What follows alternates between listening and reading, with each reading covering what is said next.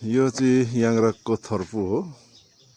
यो थर्पु बजारबाट चाहिँ हिमालहरू साह्रै राम्रो देखिँदो रहेछ। माथि कुम्भकर्ण, फक्ताङलुङ, सेसेलुङ, यो कञ्चनजङ्घा अति राम्रो।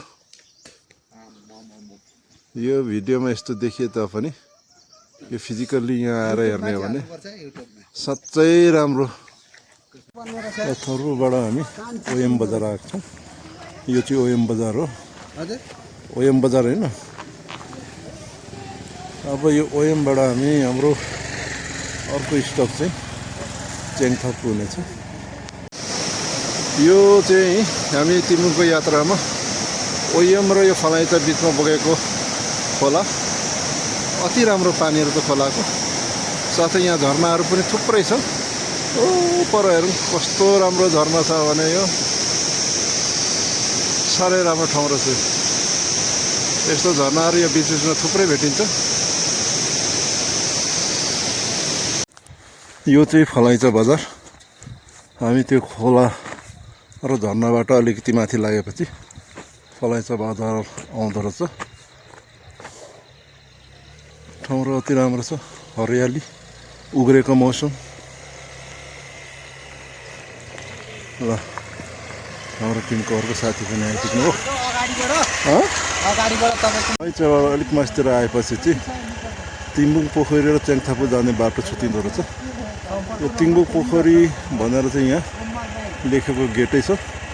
यहाँबाट चाहिँ हामी तलबाट आउँदै गर्दाखेरि लेफ्ट लागेर उता तिम्बुङ पोखरीतिर जानेछौँ। फलाइचाबाट चाहिँ देब्रे लागेर हामी तिम्बुङ पोखरी जाँदाखेरि फेरि बाटोमा अर्को अत्यन्तै सुन्दर खोला रहेछ। पानीहरू कति राम्रो छ। यो लेकको पानीहरू दूषित एउटै छैन, साह्रै राम्रो खोला। हेर्दाखेरि पनि आनन्द आउँछ। हामी चाहिँ यहाँ एकछिन बिसाएर फोटो भिडियो बनाउँदैछौँ।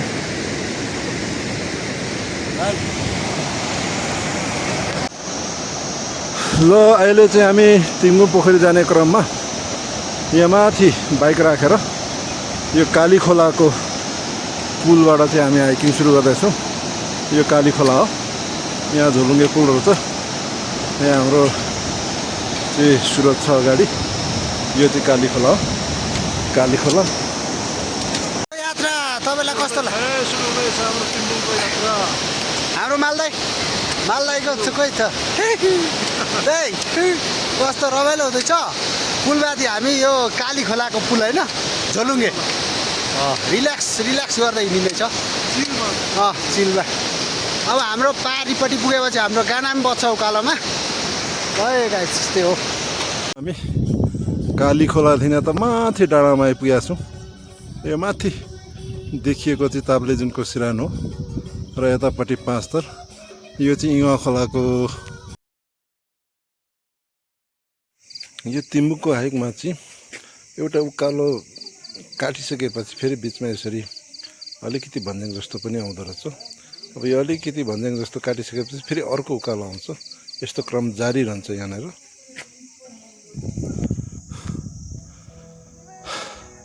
उकालो छ, निकै थकाइ लागे पनि ठाउँ ठाउँमा यस्तो चौरहरू, थुम्काहरू, वरिपरिको पहाडहरू, हरियाली, स्वच्छ प्रकृति चाहिँ साँच्चै नै बिर्सिन नसक्नुको छ। सधैँभरि आँखामा राखिराखौँ जस्तो र सधैँभरि कतै यो चौरमा पल्टेर बसिराखौँ जस्तै ठाउँहरू छ। मौसम अति राम्रो। अहिले चिसो हावा चलेको छ, स्वच्छ हावा। ओहो साँच्चै रमाइलो छ। अहिले हामी काली खोला उकालो इवा खोलाको वारी हुँदै माथि अब जाँदैछौँ।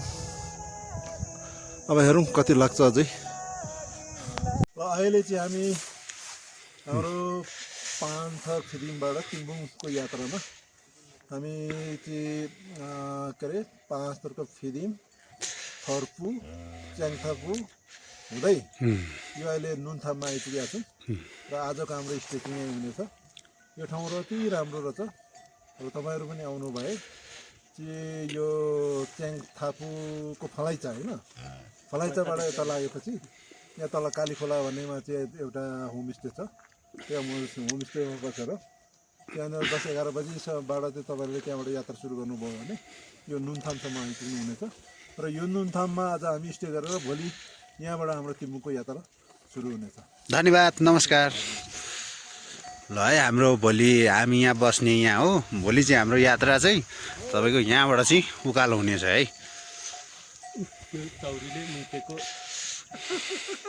यो युमथोलादेखि अलिक मास्तिर डाँडाबाट बिहानको दृश्य। यो तल देखिएको भन्ज्याङ चाहिँ नुनथला हो। यता पारिपट्टि यो ताप्लेजुङ,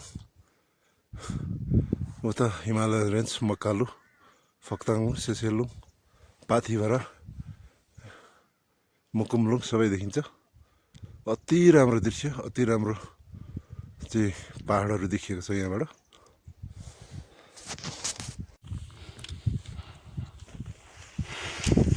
ल कस्तो छ अनि तपाईँहरूको हिँडाइ? एकदम उत्साहप्रद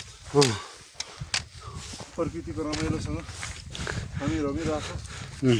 साथै हाम्रो तिम्बुकको हाइक ट्रेक अनल रूपमा चाहिँ गइरहेको छ।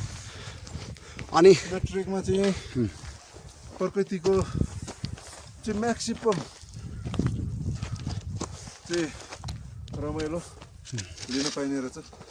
हेर्नु यहाँ वरिपरि अति सुन्दर, कस्तो मजाले त्यसरी राम्रो वातावरण होइन, पाहाडहरू उत्तिकै राम्रो, यहाँको जैविक वनस्पतिहरू, प्राकृतिक बुट्यानहरू उत्तिकै राम्रो, हावा वातावरण उत्तिकै राम्रो, हरेक कुराले खोट लाग्ने ठाउँ केही पनि छैन। अनि क्यामेराम्यान चाहिँ म छु है यहाँ, हेर्नुहोस्। क्यामेराम्यान चाहिँ मै छु। उहाँहरू हाम्रो 3जना टोली हो। फिदिम नगरपालिका 10बाट आएको टिम हाम्रो चाहिँ अति सुन्दर, अति स्वर्गको ठाउँ जस्तो अनुभव भयो। धेरै पछाडि चाहिँ तपाईँलाई यो ट्र्याकिङ गर्दाखेरि म अत्याधिक खुसी छु, धेरै खुसी भएको छु होइन। यति मभन्दा अग्रज व्यक्तिहरूसँग आउँदाखेरि उहाँहरू हुनुहुन्छ है, उहाँहरूसँग आउँदाखेरि मलाई बेग्लै आनन्द भयो, बेग्लै भयो, बेग्लै रमाइलो भयो क्या। यतिको रमाइलो मलाई कहिले पनि भएको थिएन। ल हेर्नुहोस् है, एउटा कुरा तपाईँलाई सोध्न चाहे है। हजुर हजुर। हजुरको शुभ नाम भनिदिनुहोस्। मेरो हस्तलाल भण्डारी। भण्डारी। हजुर कति वर्ष पुग्नुभयो? म 45-46 वर्ष जति। 46 वर्ष हजुर पुग्नुभयो। हजुर। अनि यो चौरीहरू चाहिँ कति वर्ष पुग्यो होला? यो 5-6 वर्ष पुगे। अनि यो तपाईँले अहिले चाहिँ कहाँ लाँदै गर्नुभएको? अहिले यो माथि रोगको भारी छ है। हजुर हजुर। हिमालमा त्यो यसो गर्मियन यसो शीतल पनि तपाउँदै ऊ भारी झारौँ भनेर। ए अनि तपाईँले राम्रो फक्ताङलुङ चिसो पराउँछ। यहाँबाट चाहिँ ठ्याक्कै छेउमा देखिन्छ। तपाईँहरू जो गए पनि यो तिम्बुङ पोखरीको हाइक या ट्रेकमा आउनुभयो भने नुनथाममा बेलुका बसेर करिब 1.5 घन्टा उकालो लागिसकेपछि यो ठाउँमा आएर फिजिकल्ली यो फक्ताङलुङलाई हेर्नुभयो भने ठ्याक्कै यो तपाईँको अगाडि देखिन्छ। तिम्बुक पोखरी उपर, त्यही हो तिम्बुक पोखरी। ल हेर्नुहोस् भ्यू। ल है आउनु हो। वाउ कस्तो दामी छ लु हो टेरिका।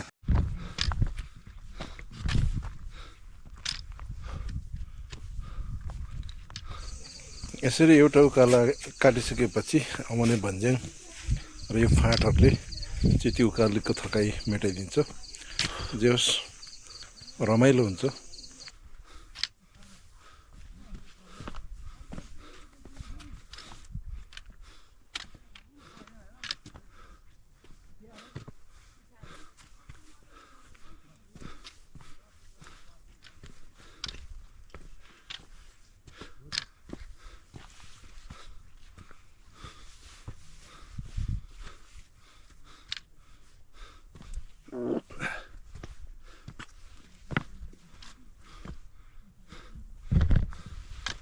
Ready ready. यो ठाउँ चाहिँ सबै उकालोहरू काटिसकेपछिको एउटा अलिकति पिक हो। उता घुम्नु न। यहाँ चाहिँ मौसमले साथ दिए अत्यन्तै राम्रो सिनहरू यहाँबाट देखिन्छ। हिमालय रेन्ज, फक्ताङमुङ, सेसेलुङ साह्रै राम्रो देखिन्छ। पहाडको पहाडी भूभागहरू पनि अत्यन्तै राम्ररी देखिन्छ।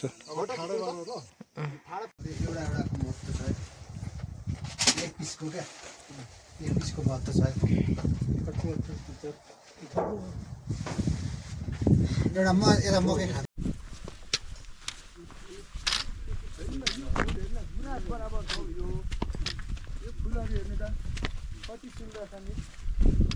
रातो पनि यस्तो छ कि अघि पनि यति रातो हुँदैन होइन, कस्तो रमाइलो। यो ढुङ्गा माथिको फुल्यो नि त, यो ढुङ्गाको लागि अब लियो होला क्या एक खालको।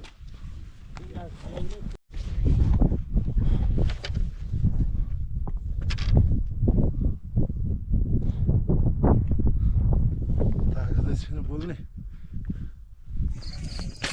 यो चाहिँ सबै उकालोहरू काटिसकेपछि तिम्रो पोखरी जाने बाटो हो।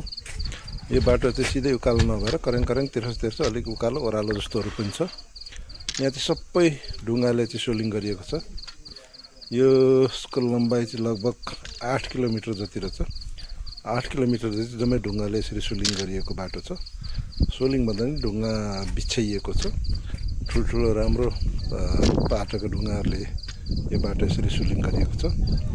यो बाटो 8 किलोमिटर पार गरिसकेपछि तिम्बुङ पोखरी पुगिन्छ।